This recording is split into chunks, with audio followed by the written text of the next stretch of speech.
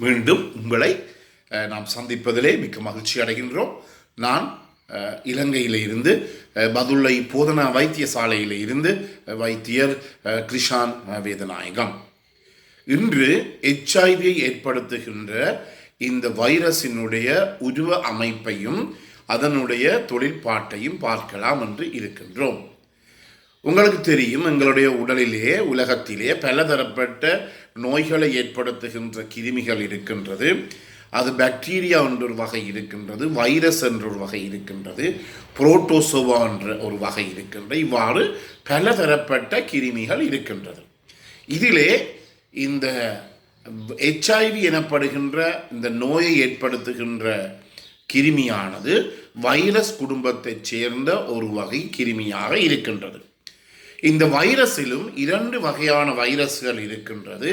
DNA virus என்றும் RNA virus என்றும் சொல்லுவோம். அதாவது ஒவ்வொரு வைரஸினுடைய அதனுடைய கரு இருக்கின்றது, நியூக்ளியஸ் என்று சொல்லுவோம். இந்த கருவிலே இருக்கின்ற அந்த ஜெனட்டிக் மெட்டீரியல் என்று சொல்லுவோம், பரம்பரை அலகுப்படி அதனுடைய அந்த வைரஸுகளை நாங்கள் DNA வைரஸாகவும் RNA வைரஸாகவும் நாங்கள் பிரிக்கலாம். இந்த வைரஸ் HIV ஏற்படுத்துகின்ற வைரஸ் ஒரு RNA வைரஸாக இருக்கின்றது. அதனுடைய பெயர் ரெட்ரோ வைரஸ் என்பது. எனவே இந்த ரெட்ரோ வைரஸ் வகையை சார்ந்த இந்த HIV வைரஸ் ஆனது எவ்வாறு எமது உடலிலே செல்லுகிறது என்பதை பற்றி பார்ப்போம். ஒருவருடைய உடலிலே இந்த HIV வைரஸ் ஆனது உடலுக்குள்ளே செல்லுமாக இருந்தால் அது இரத்தத்துக்குள்ளே நன்றாக பழகி பெருகும்.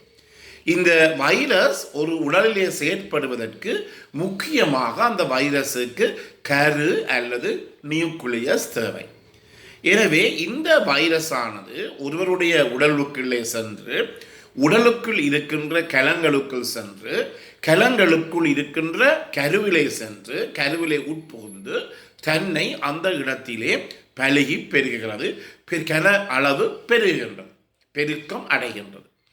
இவ்வாறு பெருக்கம் அடைந்த இந்த வைரஸ் ஆனது எங்களுடைய இரத்தத்திலே இருக்கலாம், இரத்தத்திலே இருந்து வருகின்ற சிறுநீரில் இருக்கலாம், அதே நேரத்தில் எங்களுடைய உமிழ்நீரில் இருக்கலாம், அதே நேரத்தில் ஒரு தாயை பொறுத்த மட்டிலே அந்த தாய் பிள்ளை பெறுகின்ற போது தாயினுடைய தாய்ப்பாலிலே இருக்கலாம்.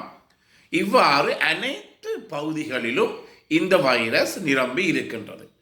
பெண்களை பொறுத்த மட்டிலே பெண்களுடைய புறப்புறுப்பிலே இருந்து வருகின்ற திரவங்களிலும் இந்த வைரஸ் இருக்கலாம். அதே நேரத்தில் ஆண்களானது பாலியல் உறவிலே ஈடுபடுகின்ற போது வெளியேறுகின்ற இந்த சுக்கில புடகம் எனப்படுகிற இந்த பாய் பொருளிலும் கூட இந்த வைரஸ்களானது நிரம்பி இருக்கின்றது. எனவே ஒருவர் ஒரு HIV தொற்றுடைய ஒருவருடன் பாலியல் ரீதியாக பாதுகாப்பற்ற உடல் உறவினை மேற்கொள்ளுகின்ற போது அந்த HIV தொற்றிய நபரினுடைய புறப்புறுப்பு பகுதியிலே இருந்து அல்லது இந்த புறப்புறுப்பு பகுதியிலே சுரக்கப்படுகின்ற திரவங்களிலே இருந்து மற்றவருக்கு இந்த கிருமிகள் என்ன செய்யப்படுகிறது, HIV ரெட்ரோ வைரஸ் கடத்தப்படுகிறது. கடத்தப்பட்டு அவை என்ன செய்கின்றது என்றால் முதலிலே தங்களுடைய கலங்களிலே போய் அது சேர்ந்து விடுகிறது. இந்த நான் சொன்னது போல இந்த ரெட்ரோ வைரஸ், இந்த RNA வைரஸ் ஆனது அதனுடைய அமைப்பை பார்ப்போமாக இருந்தால் நடுவுக்குள்ளே கரு அல்லது நியூக்ளியஸ் இருக்கின்றது. அதை சுற்றி ஒரு புரத உறை, புரோட்டீன் என்வெலப் என்று சொல்லுவோம், புரத உறை இருக்கின்றது. இதுதான் அதனுடைய அமைப்பு. எனவே இந்த ஒருவரிலிருந்து இன்னொருவருக்கு இந்த நோய் தொற்றி நோயில்லாத ஒருவருக்கு இந்த கலங்கள் சென்று இந்த RNA வைரஸுடைய ரெட்ரோ வைரஸ் போய் அது என்ன செய்யும் என்றால் இன்னும் ஒரு கலத்துடன் அது தொடர்புபட்டு இந்த RNA வைரஸில் இருக்கின்ற இந்த புரத உறை அப்படியே கலந்து இந்த RNA வைரஸுக்குள்ளே இருக்கின்ற கருவிலே இருக்கின்ற அந்த RNA பரம்பரை அமைப்பானது என்ன செய்கின்றது, இன்னும் ஒரு கலத்தினுடைய கருவுக்குள்ளே செல்லுகிறது. கருவுக்குள்ளே சென்றுதான் அது பாரதூரமான மாற்றத்தை ஏற்படுத்துகின்றது. சாதாரணமாக ஒரு உயிரிலே முதலிலே சொன்னது போல எல்லா உயிரிலேயும் கலங்களிலே டிஎன்ஏ இருக்கின்றது, ஆர்என்ஏ இருக்கின்றது. சாதாரணமாக ஒரு கலம் பெருகின்ற போது அந்த இடத்திலே டிஎன்ஏல இருந்துதான் ஆர்என்ஏ உருவாகும். ஆனால் இந்த வைரஸுக்கு கடவுள் கொடுத்த வரமோ தெரியாது, இந்த வைரஸானது ஆர்என்ஏ வைரஸ் என்றபடியினாலே ஒரு நோயாளி, ஒரு சுகதேகியினுடைய உடலுக்குள்ளே இந்த வைரஸ் சென்று அந்த சுகதேகியினுடைய கலங்களுக்குள்ளே இருக்கின்ற கருவினுள்ளே சென்று அந்த கருவினுள்ளே போன இந்த ஆர்என்ஏ வைரஸ் ஆனது என்னவாக மாற்றப்படுகிறது? டிஎன்ஏ ஆக மாற்றப்படுகிறது. உண்மையாக இதனுடைய அந்த தொழில்நுட்பத்தை நீங்கள் பார்த்தால், அதாவது இது இவ்வளவு ஒரு புதிய ஒரு மிகவும் உன்னதமான ஒரு கட்டமைப்பை இந்த HIV வைரஸ் கொண்டிருக்கின்றது என்பதை எங்களாலே அறிந்து கொள்ள முடியும். எனவே கருவுக்குள்ளே சென்ற இந்த ஆர்என்ஏ வைரஸ் ஆனது, இந்த ஆர்என்ஏ வைரஸில் இருக்கிற ஆர்என்ஏ ஆனது என்னவாக மாற்றப்படுகிறது? டிஎன்ஏ ஆக மாற்றப்படுகிறது. இதற்காக அதற்கு ஒரு புறம்பான ஒரு நொதியம் அல்லது என்சைம் இருக்கின்றது. அதாவது ஆர்என்ஏ ரிவர்ஸ் டிரான்ஸ்கிரிப்டேஸ் என்று சொல்லுவோம். அப்படி ஒரு நொதியம் ஒன்று இருக்கின்றது. சாதாரணமாக ஏன் நாங்கள் ரிவர்ஸ் என்று சொல்லுவோமாக இருந்தால், சாதாரணமாக டிஎன்ஏல இருந்து தான் ஆர்என்ஏ வரும். ஆனால் இந்த வைரஸிலே ஆர்என்ஏல இருந்து டிஎன்ஏ வருகிறது. ஆர்என்ஏல இருந்து டிஎன்ஏ வந்த பிறகு அந்த நோயற்ற அந்த சுகதேகியினுடைய கலங்களுக்குள்ளே இருக்கின்ற கருவினிலே இந்த டிஎன்ஏ ஆக மாற்றப்பட்ட இந்த ஆர்என்ஏ வைரஸ் ஆனது டிஎன்ஏ ஆக தொடர்ந்து என்ன செய்கிறது? பெருக்கம் அடைகின்றது.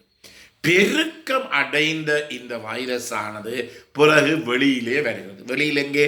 கருவின் உள்ளே இருந்து கலங்களுக்குள்ளே வந்து கலங்களிலே இருந்து வெளியே வருகிறது.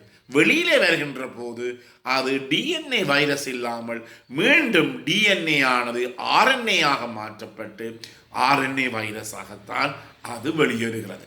எனவே நாங்கள் இந்த நோயாளிகளுடைய இரத்தத்தை எடுத்து இரத்தத்திலே இருக்கின்ற இந்த வைரஸினுடைய அளவு, அதை நாங்கள் வைரல் லோட் என்று சொல்லுவோம். இந்த வைரல் லோடுடைய அளவை நாங்கள் இரத்தத்திலே சோதித்து பார்க்கின்ற போது இவ்வளவு கோடிக்கணக்கான, ஒரு மில்லி லிட்டர் இரத்தத்திலே லட்சக்கணக்கான இந்த ஆர்என்ஏ வைரஸ் இருப்பதை எங்களாலே காணக்கூடியதாக இருக்கிறது. எனவே இதுதான் இந்த வைரஸினுடைய ஒரு கட்டமைப்பு. இந்த வைரஸ் எவ்வாறு உடலின் உள்ளே பழகி பெறுகிறது என்பதை பற்றிய ஒரு கட்டமைப்பு. எனவே மீண்டும் உங்களை நாம் அடுத்த நிகழ்ச்சியில் சந்திப்போம். இந்த நிகழ்ச்சியை பார்க்காதவர்களுக்கு தயவு செய்து இந்த நிகழ்ச்சியை நீங்கள் அறிமுகப்படுத்துங்கள். இந்த நிகழ்ச்சி உங்களுக்கு பிடித்திருந்தால் இதை லைக் செய்யலாம், ஷேர் செய்யலாம். அதே நேரத்தில் மேலே இருக்கின்ற அந்த மணி சின்னத்தை அமர்த்தி நீங்கள் சப்ஸ்கிரைப் பண்ணலாம். இது பற்றிய மேலதிக தகவல்களை வேணுமாக இருந்தால் என்னுடன் நீங்கள் நேரடியாக கூட தொடர்பு கொள்ளலாம். 009477756245. மீண்டும் உங்களை சந்திக்கும் வரை நன்றி, வணக்கம்.